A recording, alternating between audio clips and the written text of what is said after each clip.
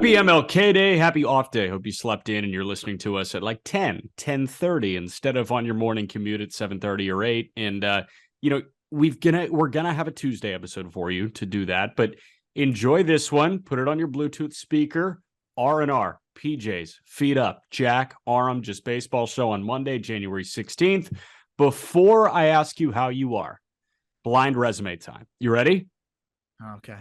I've got three guys. I've got age, contract, OPS, home runs, and RBIs. Okay. Cool? Gotcha. Player A, 33 years old. He's making $720,000, which is pre-arb, league minimum, all of that. He has a 716 OPS with 8 homers and 44 RBIs across about 105 games. Okay. Player B, going to be 31 years old on opening day.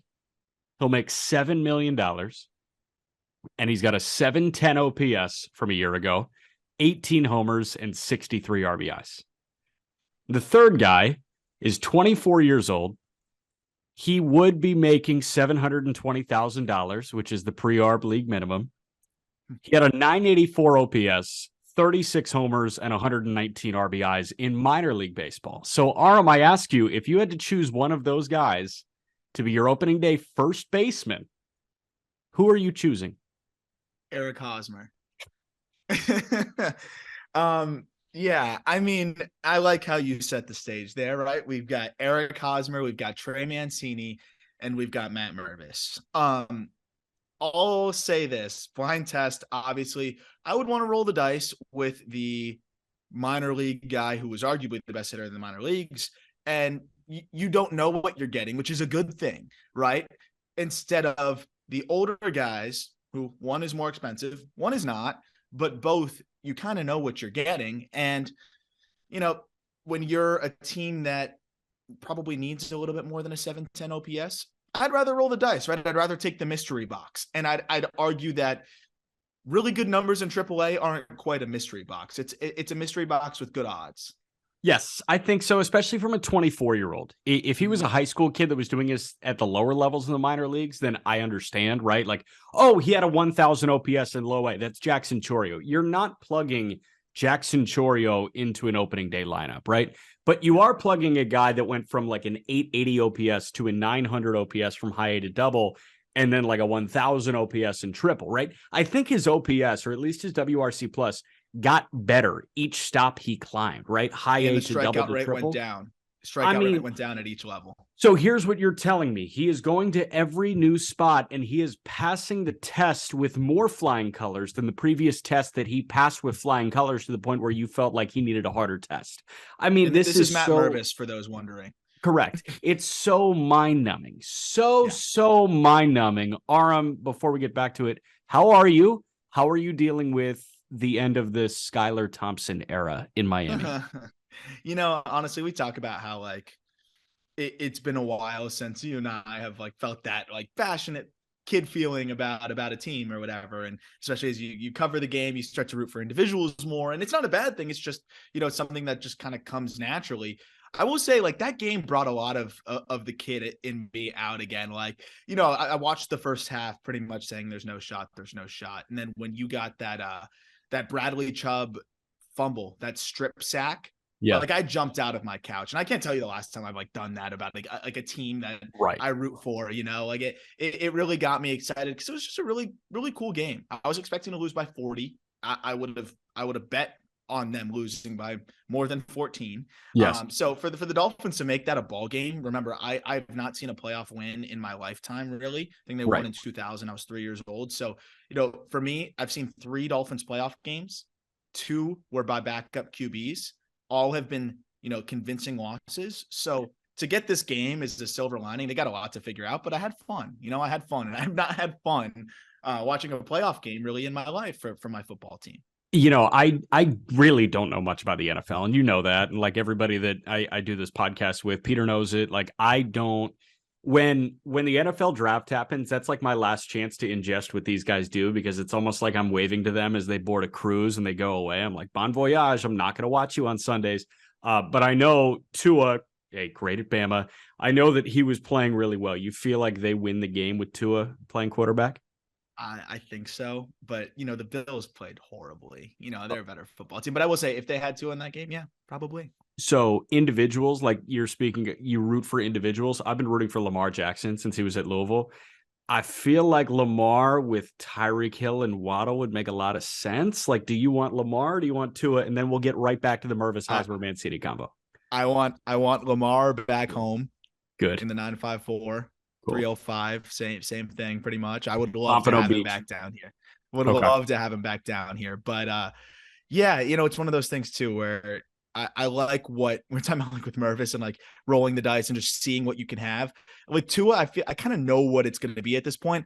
I don't know what Lamar Jackson looks like in this offense, and there's a chance it's glorious. So I'd love to see that. So that's and where the Dolphins are at, even with them. Like I'd rather roll the dice. So yeah, we'll see what happens. But Lamar is one of my favorite individuals to root for as a South Florida guy too. I've watched so many Mike McDaniel interviews over the last couple of years, especially this year, because that dude's cool as hell and he's obviously an offensive mastermind. I just think if you gave Mike McDaniel an offense with Lamar Jackson, Tyreek Hill, Jalen Waddle, he could make fireworks. It would be, and that would be the thing that gets me right back into watching one team every single Sunday, because the Bears have obviously not been that for me. Okay, now the Cubs. I want to stress this before we get any deeper on anything. The newsworthy thing is that they just held Cubs convention. No, the newsworthy thing is that, they signed Trey Mancini, right? Like that's the fresh news coming into this week. That's not the problem we have. We were actually talking about the platoon of Mancini and Mervis being the best case scenario. We're not bitching about the Mancini signing. We're bitching about the Mancini Hosmer platoon when it should be the Mancini Mervis platoon. So I guess it's just a chance to revisit how pissed we are with the Hosmer signing. Yeah, exactly. I like the Mancini signing for a lot of reasons. I think Mancini is going to benefit from playing in Chicago. I know the wind doesn't always blow out, but I think it's a place where the ball is going to fly for him. If you look at Baseball Savant, he would have had 21 homers there last year, which is a few more. I think he had 18. Yeah, 18.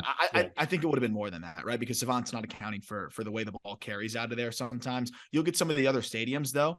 Arizona, he would have had 33 last year. Colorado, 33. Like Mancini's one of those guys that has power, but I think is the way Nick Castellanos is very impacted by his environment. Like the power output can really change based on where you stick him, what stadium you stick him in. He hits the ball really hard. And, I like him as a bounce back candidate. I know he's, obviously gone through a lot, having overcome cancer, and his story is incredible. And that aside, he's had one season where he's really been that 30 home run guy where you're like, wow, he is something else. I think he's all the way back from, all of the other issues and concerns. Thank goodness he's healthy. But now it's like looking at him as the baseball player, I think he could be a bounce back candidate. I really do. And I think we kind of underestimate how long it takes to get back from something like that, kind of getting his feet back under him. This was the full season here. And he was traded. The stretch he had with Houston was terrible. Really put a dampen down his numbers a little bit, like put a big damper on that. And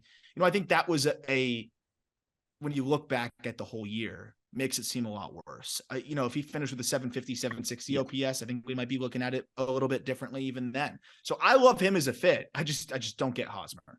Right. Mancini got worse in every aspect when he jumped from Baltimore to Houston. And I'm not saying that Houston's a bad clubhouse. It's apparently a great clubhouse now that, 2017, that's in the rear view. Like you've got pretty much an entirely new roster with the exception of Altuve and Bregman and maybe one or two more. Am I missing anybody from that 2017 team?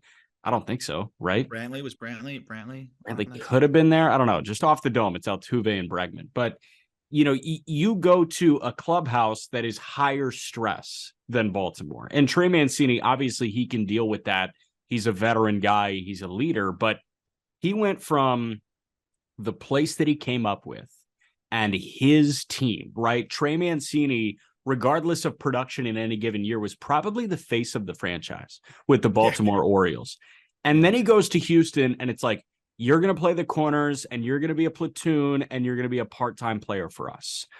And that's just not really how Mancini jives. You know what I mean? And yes, he had a 750 OPS with Baltimore. That dropped 130 points with Houston. So if he ends the year at a 750 OPS, like you're saying, I mean, this is instead of a $7 million guy, like this might be a $15 million guy this year. He might have signed 2 years 30 instead of 2 years 14. But that's who we're talking about right now. I think there's something to be said about him going to another low stress environment, right?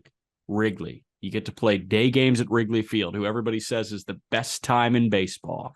And you get to be a part of the Chicago Cubs. You get to live in a great neighborhood. You get to play at one of the all-time pillars of ballparks, of sporting venues. And you just get to have fun because there are no World Series aspirations here. That might be freeing. Yeah, I agree. I really do. And I think, this is a spot where he goes from Baltimore, where parts in E. That was the guy that was, like you said, face of the franchise, kind of expected to carry that lineup too after 2019. And again, I know he was coming back from something that you rarely see players go through on the field. But in 2019, 35 pumps, he drove in 97, he had a 132 WRC plus. Like this guy was one of the better hitters in the American League that season, and then misses 2020, comes back in 2021. All things considered, it was a remarkable season, right? He puts it together a 105 WRC plus. It's 21 home runs. I think we were kind of expecting last year to be the time where he builds off of that, right? Okay, he has the one season to come back. Let's see him get back to full form in that second season back. And he didn't quite do that last year. But kind of going back to our point, if he doesn't have that fall off with the Astros, he probably finishes with, a 112 WRC plus, 113. We say, oh, he was, another notch better from the year before. And maybe he'll build off of that in a more hitter friendly environment, because that's even after they move back the walls in Baltimore, which I think would affect him, being that he's a pull hitter. So, I think this is still somebody that has something close to that 2019 season in the tank. And I think he could be closer to that 111 WRC plus that he's been for his career, which is a really good mark. It's an above average big league hitter, right? So I love that addition. I think it makes the Cubs a little bit more balanced lineup wise. It would have been perfect in just with him complimenting Mervis, taking some of the pressure off of Mervis. And I've seen some say, oh, well, will this might not have any impact on Mervis because it will. Mancini can play the outfield or whatever. I don't think the plan is for Mancini to see the outfield much at all, unless it's a pinch, because you've got Happ in left, you already got Bellinger in center, and you've got Seiya Suzuki in right. Who, you want all of those guys playing the outfield pretty consistently. So and Morel I don't really see how it happens. Right, like they've got enough utility guys to spell those three. Like Morel needs at bats, they're going to get Morel at bats. Same thing for a couple other guys on that roster. So Mancini might spend like an afternoon in left, but he's not first base /DH/left/right. He is first base DH for the most part. Now, maybe the most impressive thing about Mancini is he played 154 games in 2019. Dude had cancer in 2020, and he played 147 games a year after that. Like, dumb impressive. Oh my God. Yeah, he could have hit a $120 and he's comeback player of the year, and he was above he had a 760 OPS. Yeah. And he played 143 games this past year. So my question is, how many games does he play for the Cubs this year? Is it 120? Is it 150? See, I think he plays a lot. You know why? Because I really think that we're going to see a similar Eric Hosmer situation that we saw with the Red Sox. Like, Red Sox gave him a shot, and I think they realized this guy's not going to be worth the roster There's spot. No point to give this guy a shot. That's my problem. The Red Sox had him for free, right? And it was worth it for them, right? Like, can we bridge the gap to Tristan Casas, right? And if Casas isn't totally ready, or maybe we don't want to rush him just yet, we have somebody here that can hold it down at a league average level, right? That's what they were hoping for with Hosmer. And he basically did that, I guess. But the reality is, man, like, they cut him for a reason. They literally had him for free. They didn't have to, the Padres were paying his salary. They cut him because he sucked. They cut him because he sucked, right? And now he goes over to the Cubs here, and he's now blocking somebody else, right? Why else did they cut him? Because they have a prospect who is better, right? They have a youngster who is better. And I know Tristan Casas has the first round pedigree and all that stuff, but guess what? Matt Mervis' season last year was better than anything Tristan Casas has put together. And I'm as high on Tristan Casas as anybody. That's not to say that Casas is not going to be as good as Mervis. I think Casas is going to have a better big league career when it's all said and done because he's a freak and he's younger. But my point is, you could expect similar outputs from both of them next year as rookies. I think it's pretty fair. And Casas looked good at the beginning of last year, but again, or at the end of last year, excuse me, but they had to give him a chance, and they finally did by basically slashing Hosmer's playing time. Quick aside, what did you think of his shirtless BP? I thought he looked good. He looked really good. He looked good, and the swing looked great too. Yeah. Well, I wasn't really looking at the swing much, but once I watched that the third time through. No, I saw that was weird though. I don't know why we were circulating shirtless BP. I've never really understood shirtless BP. I've never understood it either. But I guess all over Twitter though, fans were amped, which I never get that. Fans see some BP and they get all amped up about it. You don't think? Did you not expect him to be scorching balls in the batting cage? Right. What do you think he's doing in there? Like just not hitting them hard? Like, of course he's smacking baseballs in the batting cage. I always and I don't want to be the one that rains on parades. I just always find it funny when we see a viral, round in a cage and it's like, whoa, or even like the Joe Adell video, middle fastballs and he's cranking them 112 or whatever. Yeah, but that looks sick. And I want Joe Adell to be really good. So I'm like, I'm buying that. At the end of the day, we know he can do that. Yeah. We know that he has that ability, right?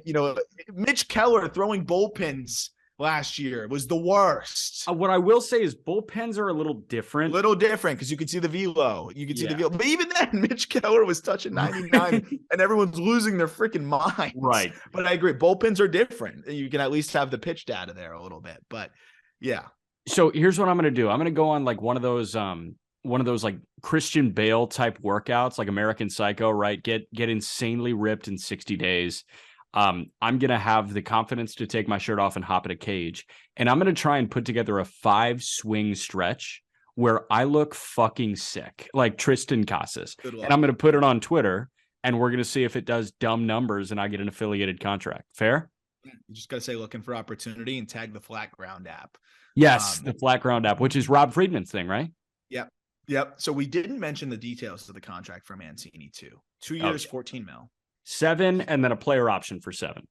He can opt out after 2023 for 350. 350 plate appearances to opt out. I like it. I like it for him. I like it for the Cubs. I like it for both parties. And I'll be honest here. I think to wrap a bow on this before we go to the next point, I expect the Cubs to magically realize that Eric Hosmer is not good right around the time that you normally see prospects called up who, for whatever reason, had to work on something super minute and then all of a sudden figured it out a few weeks into the season. Basically, all I'm saying here is I wouldn't be surprised if Hosmer gets the opportunity for the first month, kind of sucks like we all thought he would, and we see Mervis a month after with one more year of service time for the Cubs, which will just be a mere coincidence. That's the next point. Chris Bryant in 2015, and do not think that I'm comparing Matt Mervis to Chris Bryant, because Chris Bryant was the second overall pick. Chris Bryant was the best prospect in baseball. Chris Bryant looked like a future MVP. He looked like a future Rookie of the Year. He was both of those things. Chris Bryant's a $200 million guy. I'm not saying that Mervis will ever turn into that. But Chris Bryant made his major league debut on April 17th, which bought the Cubs an extra year of Chris Bryant's service to the Chicago Cubs organization. That is as cut and dry an example of service time manipulation as you have seen in baseball. And a lot of people were crying. Yeah. No, I was going to say, I got a pretty good one from last year, too, that I think is even. Is it O'Neill? No. Is it O'Neill? Okay, good. How about MJ Melendez? Yeah, that's a great one. So I'm going to debunk O'Neill Cruz, and then I want you to get into MJ Melendez, because people were crying service time with O'Neill Cruz. Mm-hmm. After watching O'Neill Cruz for 2 months, like, he had shit to work on. He needed to work on stuff, and he was big league ready when he got called up. He was not big league ready at the beginning of the year. So that was not service time manipulation. MJ Melendez was service time manipulation. Absolutely. And I know MJ was expecting to be on the roster, and understandably so. And I think his situation compares most closely to Mervis's, because, yeah, I know MJ was a second-round pick, but at the same time, he was so bad in 2019, right? He had a 571 OPS with a 36% K rate, makes a swing adjustment during COVID, comes back in 2021. This is with the Royals, of course, and was the home run king in 2021, right? He slashes 288, 386, 625 with 41 home runs, 103 driven in, and 66 extra base hits. So pretty much similar to what Mervis did, and that was between AA and AAA, right? So he's expecting to make the roster because he's a catcher who was also playing other positions. And Salvi, you know, like he wasn't playing every single day at that point anyway. Like there was some concerns, and they kind of wanted to wean him off of the everyday reps, right? So it makes obvious sense to start MJ Melendez with the team in the big leagues. This is where it makes it even more obvious. He starts in AAA, Jack, right? And he plays 21 games in AAA for whatever reason, you know, they deem him not ready. You know what MJ Melendez did in those 21 cold games in AAA? I saw him hit 2 bombs. He stunk, though. He hit 2 bombs. He hit 167, 286, 295 in those 21 games. It's usually freezing in that league, right? My point being, though, what did they see in those 21 games that made them say, oh, he's more ready now than when he was coming off of that season where he just had a 1,000 OPS, right? And had a strong spring training. Those 21 games right after that date pass that you needed, what is it, April 16th? Oh, now he's ready, right? 167 batting average in those 21 games. They saw that and said, all right, we feel better about calling him up now. Like, it's so obvious at this point with some of these situations. And I think that was another really obvious one with the Royals, right? Like, if anything, those struggles should have made you keep him down there longer. The Pirates, at least, that's how you knew it was real, because they kept him down there as he was struggling for a pretty long time compared to the 21 games of Melendez. So, you know, that was another obvious situation. And I'm expecting something very similar. I think Mervis is going to hit, but I'm just saying I'm expecting Mervis to play around 20, 25 games. It won't really matter what he does. And then all of a sudden we'll see him up there because Hosmer will be hurting them compared to what they could be getting. Yeah, we'll move off of Mervis in a moment. We'll get to Frankie Montas dealing with a shoulder thing, likely to miss the first month of the season. But last thing on Mervis, I just want to plant a comp because, you know, a lot of people listening to this pod don't watch Matt Mervis. They have not seen Matt Mervis hit a baseball yet. Matt Mervis, if everything goes right, is the poor man's Pete Alonso right now. At least that's what he did in minor league baseball, right? 36 nukes, led minor league baseball in RBIs, and a K rate under 20%. That's what Pete Alonso does at the major league level. I'm not saying that Mervis is going to keep that K rate under 20%. I'm not saying that he's going to have 119 RBIs at the major league level, but you can compare what Matt Mervis just did better than everybody else in minor league baseball at driving in runs, and he's not swinging and missing, to what Pete Alonso does. And what Pete Alonso does is perennial all-star $200 million first baseman that's fine defensively. Yeah. So the poor version of that sounds good to me. It sounds great. It sounds like an everyday big leaguer. Sounds like an everyday big leaguer that's going to give you a 125 WRC plus at first base. This Frankie Montas trade is aging terribly. And I can't fault Brian Cashman for doing it because Frankie Montas, you know, I think we were making the argument, I know I was, that he was the best starter on the market. He was a better starting option than Luis Castillo. I thought, hey, you know, like if Castillo goes to Seattle for that ransom, like what are the you know, buyers, what are the Yankees going to have to move for Frankie Montas? Because I think he's better. And then all of a sudden he gets to the Bronx and the velo's down and it comes out that he's dealing with shoulder issues and he was shut down for a little bit. And now looks like he's going to miss the first month with a shoulder problem. I bet it's longer too, man. It's a shoulder thing. Yeah. A month for a shoulder doesn't sound right to me. You know, I think there's a few reasons why they're saying that. I think one, and I hope I'm wrong. Like, I want Montas. He is a great pitcher who, like, there's nothing more agonizing as, you know, I can imagine it's got to be even worse for him and his teammates. But when you cover the game and it's just, you're always just excited to see great players do great things. There's nothing more agonizing than watching somebody that, you know, isn't reaching their potential or pitching to the best of their, playing to the best of their abilities because their body isn't letting them, right? Watching that start from Steven Strasburg when I covered his return. That was probably sad. It was really heavy. Like, it was really, because you're seeing 86, 88, and I'm just remembering how great this guy was. And again, Montas might be fine. He might rehab and be perfectly fine.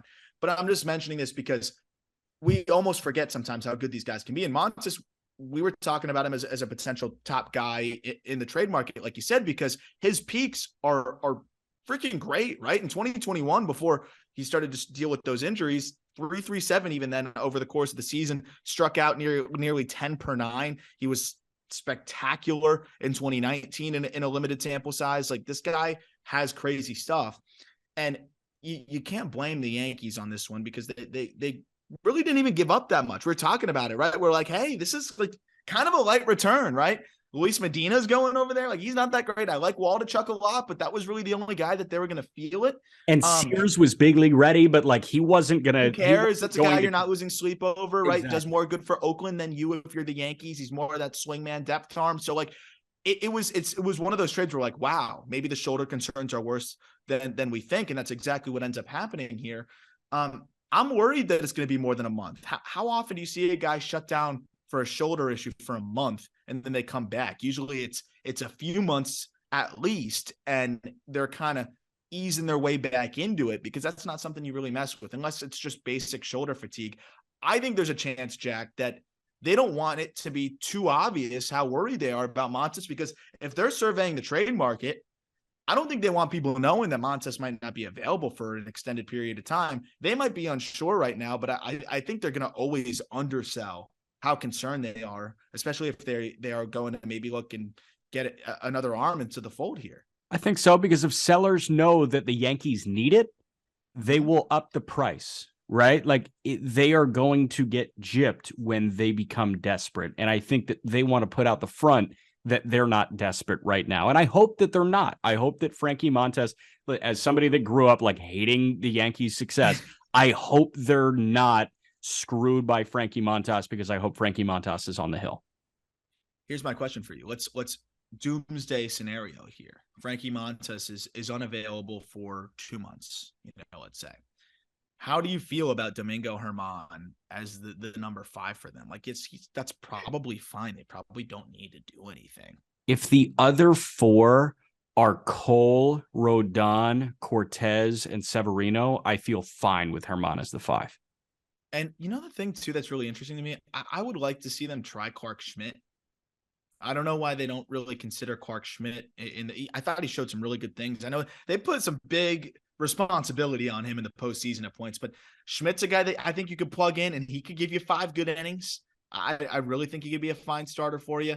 But I really expect Germán to be fine. I don't know how that guy still has a job, but in terms of off the field issues, but on the field, the guy's pretty much, you can pencil him in for a low 4s ERA for the most part. He was even better than that in 72 innings last year, but I think you can pretty much pencil him in for 4.2, 4.3. He's not going to walk guys. And, with the offense that the Yankees could potentially have, that should be more than enough out of year 5 while you wait for Montas to come back. But, it is worth kind of questioning, though, what are they going to get out of Montas? And I wonder how concerned they are. But at the end of the day, when you got those other 4, like you said, you're in pretty good shape. The only thing is, how concerned are you about the rest of this rotation, right? Garrett Cole seems like he's pretty much Iron Man. He doesn't seem to really have many arm issues, knock on wood.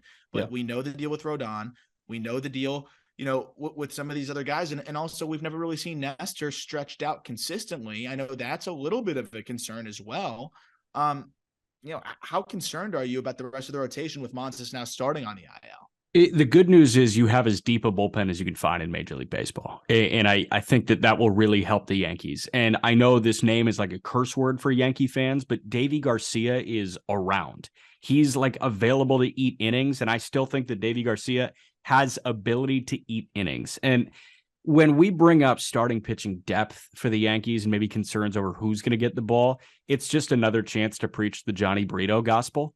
Johnny Brito this past year in Double and Triple A had a ground ball rate over 50%, a sub-3 ERA. He 8 innings. Like, that's a guy I think that can be comparable to Domingo Germán. Yeah. Yeah. No, I think it's very possible. And the last guy I didn't even mention, Severino, is king of injury concern there too. Correct. So yeah. They kind of need another arm, right? Like, I really do think that they could use another. I'm not saying a great one. What kind of arm? Yeah, exactly. Like, that's my thing. What kind of arm would you like? Hayden Wesneski, that's the thing. Uh-huh. I know, again, hindsight's 2020. Scott F. Ross goes down with Tommy John surgery, but this bullpen, let's say they had Efros in the fold there, they could go in a bullpen game, and I'd almost like that more than whoever they're starting at the 5. If they rolled out Lou Trevino as the opener, piggyback Tommy Canley, then went to Albert Abreu, and then had, Wandy Peralta or potentially Loizaga, and then Holmes close it out, like that could be a shutout. Like that's nasty. So, I am interested to see how they maneuver this. It is unfortunate. Luis Heel, Tommy John surgery. Michael King has a fractured elbow. I don't know what kind of timeline he's looking at. So they've been pretty banged up, and I didn't even mention Marinaccio, who could also be part of that bullpen game. He's gross. He has his own injury issues as well. But right, I guess to wrap, what's your concern level with this rotation? Because I think it's very feasible that one of Rodon, Severino, and Cortez could go down in the first couple months of the season. Again, I really hope it doesn't, but it's usually how this thing goes in Major League Baseball these days. Yeah, my concern level for now is actually pretty low. Because Cole, we know, is a horse. Like Cole is 200 innings every year. That's what he's going to be. Rodon, I'm done doubting him because I doubted him. I said, you just wait and see. You just wait and see. And then I never waited and saw with San Francisco. Like he had the year that I dreamed of him having in a White Sox uniform, and it just didn't happen. So I'm not going to doubt him anymore. Nestor, they've taken really good care of him. I think Nestor takes really good care of Nestor, and I think that he'll manage to stay on the field. And then Severino, how many times can you run into terrible luck? I have no idea. I would think he's ran out of shit luck. So we'll see. And then it's, Herman, and I think they have enough depth. A minor move for a guy that is kind of phased out of future plans makes a lot of sense. My eyes gravitate towards Arizona and a guy like Ryan Nelson. Doesn't that kind of make sense? Like, hey, having that guy that can bounce between triple and the majors, that kind of cut. A little bit worse. A little bit worse. Like, that's fine. I just need somebody that's around if you feel like Brito isn't ready, Davy Garcia isn't good enough, and Herman is down. Last thing on Montas. The last guy that made a full recovery was this past year from a shoulder thing, and that was Shane Bieber. Bieber misses the back half of 2021, comes back, throws 200 innings. His velocity is down. Was that worrisome? Yes, but he was good enough to overcome that. I think Frankie Montas is good enough to overcome a lack of velocity. Bieber was 93 to 94. He was 90 to 91 this year. If Montas goes from 96 to 98 to 92, 93, that's still okay because he's got enough stuff to survive. But Bieber was shut down for almost a year. Yeah, no, Bieber was in the very, very small percentage of success stories when you miss that much time with a shoulder issue. Yeah. So I guess it's just a we'll see thing with Frankie Montas and hope for the best. Yep, absolutely. Absolutely. And I mean, if that guy is Frankie Montas, if he's the guy that they acquired, him to be, that rotation could be the best in baseball. Yeah, 100%. Last thing, ABS, automatic ball strike. That's coming to every AAA ballpark. That was Passan and Ken Rosenthal that were co-reporting that, I think. Might have just been a release from Major League Baseball that they picked up, but I know it was an ESPN story. ABS was tested in the Arizona Fall League. Did you see ABS in the Arizona Fall League? Yeah, I did. It's pretty electric, honestly. I'm really excited for it. So the best way to describe it is almost a challenge system. So half of minor league ballparks, I think, are going full ABS. Like the umpire will be wearing an earpiece and they'll, be told ball or strike right away.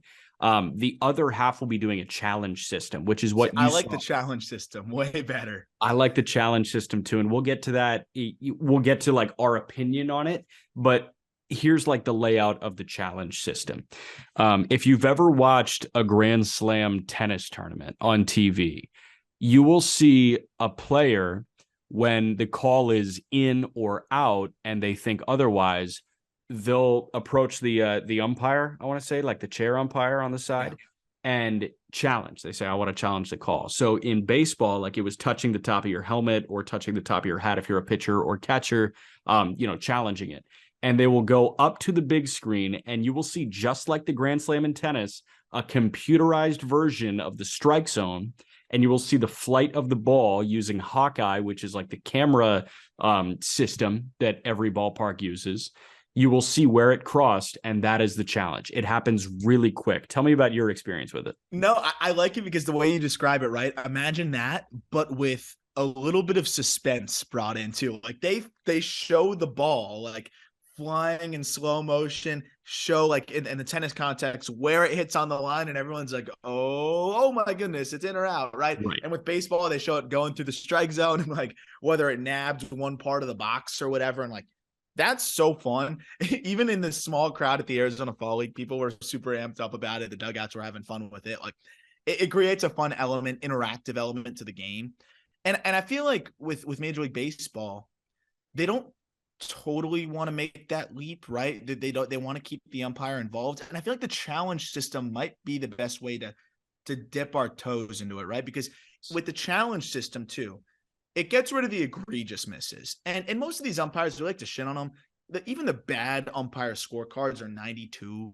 You know, the real bad ones will be 89, 88. But let's say that this challenge system can get you a 4 or 5% bump. That means the good ones will be near perfect. That means the okay ones will be good and the bad ones will be passable, right? So like, I don't know if we have to go full-fledged into the ABS all the time. I think even just the challenge system to move the margin of mistake to maybe 5% better, right? I think that makes it a little bit more tolerable, and that might just be enough. It's really those 88% scorecards that get me. Yes, 100. Anything sub 90 pisses me off. Yeah, no B pluses in umpiring. So I'm really glad that Indianapolis is going to get the challenge system. I think it's, half of AAA ball is going to get full ABS, and full ABS takes framing out of the equation. Like that's the thing that everybody is scared of. That's true robot umpire, ABS. The challenge system, I'm with you, I think is the best one. And I think that they are going to ditch full ABS and just go with the challenge system in 24. I bet when Major League Baseball adopts this, they're going with the challenge system. And it's 3 per team. You get it right, you keep it. You get it wrong, you lose it. If any, it's like challenges in the NFL, right? It costs you a timeout. This is where it's tough, though, because how do you decide? How pissed are you going to be if one of your teammates uses 2 of the challenges in one at bat and whiffs on both? Yeah, that's a team guy. Decide guy. when to use them. Like if I'm a manager, I'm mandating you're only using challenges and swing counts. The count, and by a swing count, I mean the count that changes the probability the most, right? Yes. If it's a 1-1 pitch, 2-1 versus 1-2 is the biggest swing you're going to see potentially in terms of probability of a hit. That's where I want you challenging. I don't want you challenging a 1-0 pitch, right? So that's where I think it's really fascinating because it brings a new element of strategy to it as well. And also, like, I don't want my 9-hitter challenging strikes if we only have 1 challenge left, and I've got one of the best hitters in baseball on deck. Let's say Mike Trout's hitting leadoff, like, right. Just for hypothetical speaking, like, I'd rather have that save for Trout. So there's so much strategy that goes into it, and I like that part of it too because you have a lot of people complaining about how the modern game is taking strategy out. Well, hey, guess what? This modern part of the game, this new edition, will actually add some strategy. Kind of fun. Yes, 100%. I like your thought on swing counts. My thought is deciding pitches. So like the example that went viral was Jason Dominguez, and it was a called strike on a 3-1 count, and he thought it was outside. So he challenges, he wins the challenge. It was a ball, and he walks. So like a 3-ball count, if you get a called strike against you that you thought was ball 4, I'm okay challenging. If you're in a 2-strike count and it's a called strike 3 that you think was, outside or inside, I'm in on challenging. So anything that will cost you an at bat, like cost you a strikeout or gain you a walk, I'm in on challenging. Could you imagine the 3-2 challenges that we're going to see? That'd be awesome. Like electric. And those are the, like, that's why I like the challenge system. Cause again, like, sure, there's going to be some balls and strikes that fall through that kind of, that we're like, oh man, that's a missed call. I still think that's kind of part of the game. And a lot of players will tell you that's part of the game because it goes both ways. But when you can challenge the game deciding moments, right? Like those are the things that really stay in the game, right? When a guy misses a call that you're like, wow, that totally just screwed the entire flow of the game up, right? A walk versus a strikeout in the 9th inning, something like that. Like you'll be able to challenge that. That makes a big difference in terms of not only limiting the mistakes by just a total value, also limiting the important mistakes and the win probability changing mistakes. So, I think it takes care of enough without fully changing the game, but I'm excited to get your anecdotal you know, evidence and thoughts on that? Because you'll be seeing both of it obviously next year, calling these games across the league. On record, I would like for you to commit to a week in Indy and seeing the challenge system coupled with the pitch clock, and that's the future of baseball. It is. And you know what? I didn't think I'd ever like it. I like it. And I'm kind of here for it. I also just remembered one more deal we should probably talk about. Okay. Last thing on that. The challenge system also, like, not going full ABS. I talked to Jason DeLay, who got his first taste of the bigs with the Pirates last year. They had the full ABS in Charlotte. And his whole thing, like, the reason he got to AAA, he was catcher at Vandy for Bueller, Fulmer, Beatty, all that shit. DeLay, he said, the reason I'm still here, the reason I'm still playing is because I am an excellent framer. Like, I've worked my ass off on receiving. And he felt useless. He used the term useless with full ABS. With the challenge system, these receiving catchers are not useless. So instead of Austin Hedges being a waste of space, Austin Hedges can still buy you strikes because they only have 3 challenges. Yeah. Yeah. I mean, if you're a good framer, it makes it even harder on them. Like, shoot, do we challenge this or not? Right. Is it Hedges, or, I know most hitters are watching where it crosses the plate, but it does add to that element. I agree. And I don't want to lose that part of the game, because I don't either. Hard and it's fun. And it's something that makes the game what it is and makes the catching position so awesome. I know what deal you're going to bring up. What? You say it. Chris Paddock? No, I was going to say McCutcheon to the Pirates. Great. Like, I have hell. We got to talk about McCutcheon to the Pirates too. Yeah. Okay. Those are the last 2 things we got to talk about. Okay. Let's get Paddock over with and then end with the feel good story. Perfect. Yeah. That's like the kicker. That's the end of the local news broadcast. You always end on a happy note. PTSD mentioning the kicker for any of you journalism school students out there that had to do news stuff. Okay. So Chris Paddock's deal. I like it. It's a 3-year deal that guarantees Paddock $12.5 million. And Chris Paddock is with the Twins. He's recovering from Tommy John surgery, targeting an August return, which, by the way, if the Twins are in it, nice little boost there, because Paddock was looking pretty good before the Tommy John surgery. And if he gains even a little bit, if he gains a tick on the fastball, he could be pretty solid. And he's still just 27. But what's interesting about this deal is he gets $2.5 million in 2023, $2.5 million in 2024, and then 7.5 in 2025. It gets the Twins an extra year of control for him, because I believe he was under control for 2 more years. Now this gets them a 3rd year of control, and it gets him some financial security here as he recovers from Tommy John surgery. 2 big takeaways from this for me. I like the Twins solidifying some pitching for the next couple years.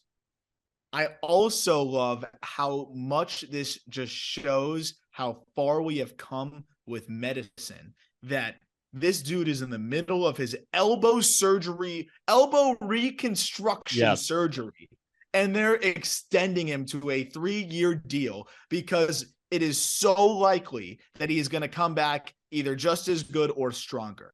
That is so freaking cool. Like, I love that we are that good here with this Tommy John surgery. I hope shoulders get there one day. Probably won't, because of how complex it is. But thank goodness we're there with the elbows. Like, it's not even a problem. They're happy to guarantee him $7.5 million in 3 years, in 2025, even though this guy legitimately had his elbow reconstructed 7 months ago. I'm with you.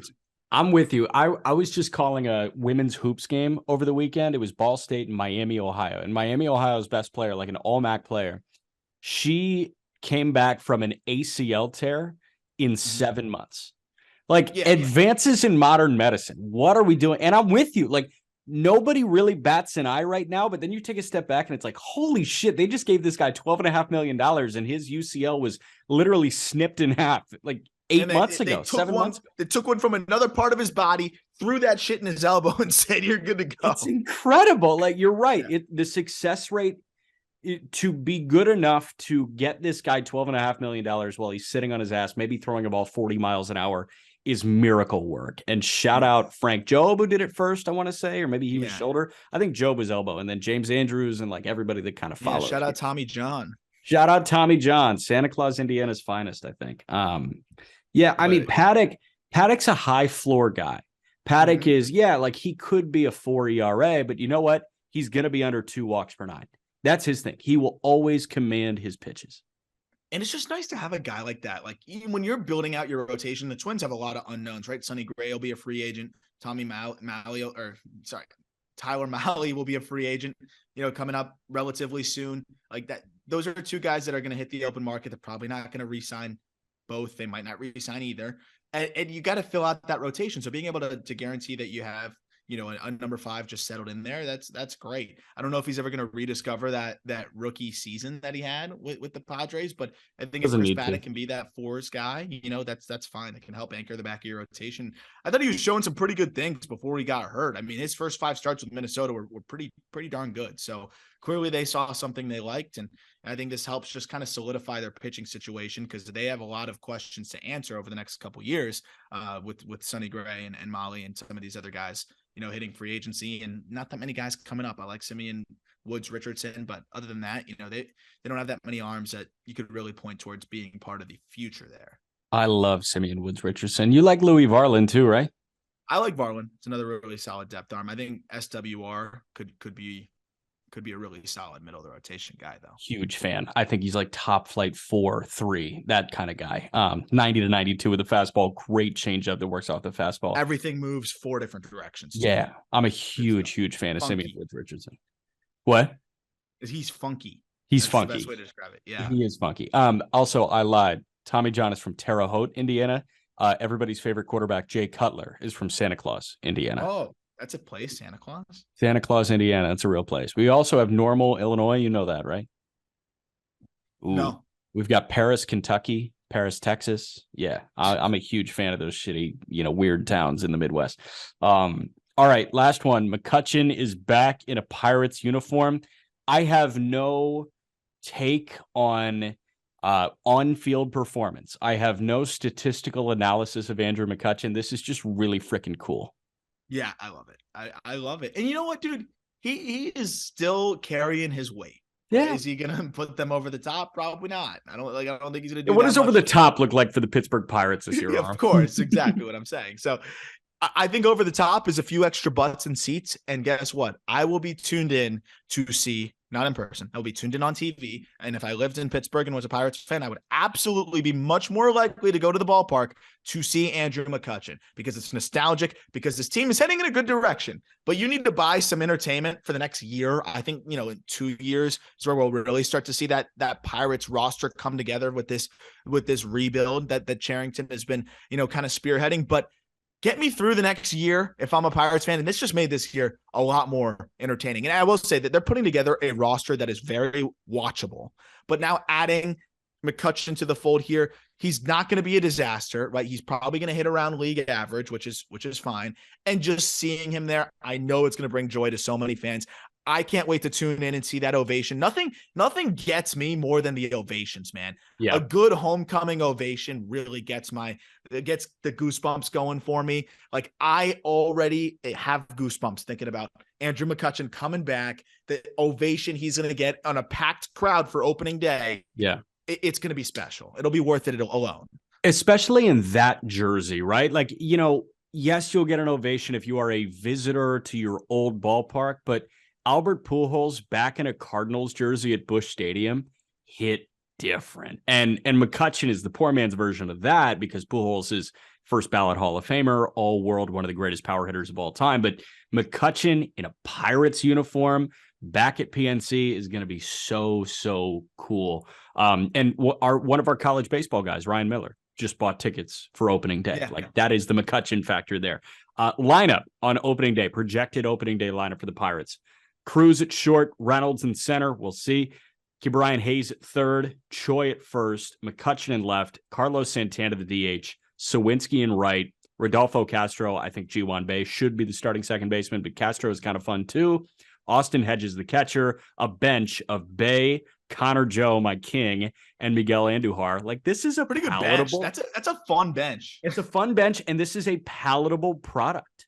Yes. This is not a bad team. And I think it's a team that, Andy Rodriguez gets called up. Mike Burrows maybe gets an opportunity midseason. This is a team that could surprise some people close. with, how decent they are. But I also want to just highlight Andrew McCutchen with the Pirates real quick and then give you a couple milestones that he could hit. Perfect. So first of all, finished top 5 in MVP voting in 4 straight seasons, finished top 3 in MVP voting in 3 straight seasons, and won the MVP in 2013. Right, this was a spectacular career with the Pirates, where he played 1,300 games with them, slashed 291, 379, 487. So, I mean, this is a guy that's one of the best players in Pirates history. They've had some legends. He's in the top 10, and probably better than that. If we really get all-time position players, he's up there. And also just a guy with a great story, didn't grow up with much, and became a fan favorite, and obviously has really turned into one of the better players of our, kind of lifetime that we've seen. And to exemplify that, he will have his 2000th hit, barring anything, super, super bad. He's at 52 hits away from 2000, and he's 13 home runs away from 300. Those aren't the, noted milestones. It's not 3,000 hits. It's not 500 home runs, but 2,000 hits is a pretty special mark to hit for a guy that's not going to make the Hall of Fame. And 300 home runs is a pretty special mark to hit for a guy that's not going to make the Hall of Fame. So that'll be cool if he can hit both of those marks in Pittsburgh this year. So that's another thing I'm looking forward to as well. I'm excited. I'm just really excited. And obviously being with the Pirates AAA team, I'll watch a lot of Pirates baseball, and I'm genuinely excited to watch Pirates baseball this year. Crazy thing to say, but I'm really excited to watch Pirates baseball. So I think it'll be fun, man. This was fun. Peter and I tomorrow. Anything to note? Oh, call up. Really exciting. You guys received the 2019 MLB redraft well. So we're going to go with the 2020 MLB redraft. Yeah, that should be out Monday or Tuesday. The redraft, I couldn't believe how well that did. It was awesome. So redrafts are fun, no matter what league. I always like looking at the NBA and NFL ones, because obviously I don't follow as closely to be able to really redraft. It really adds some really interesting context for people that spend as much time dissecting these prospects and young players as you and I do. So look out for that redraft on the call up. Also, just wanted to plug real quick, you and Taylor Davis, we're going to keep mentioning it, over the next week or so for those who might be listening to the Just Baseball show for the first time in a little bit. You and Taylor Davis, Show and Go podcast, officially on the network, officially available on all platforms.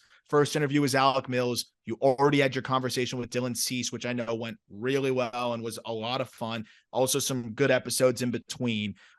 You can expect unbelievable player interviews, really awesome insight from Taylor Davis, and your silky smooth voice just to complement it all, and thanks, whatever decent thoughts you have here and there.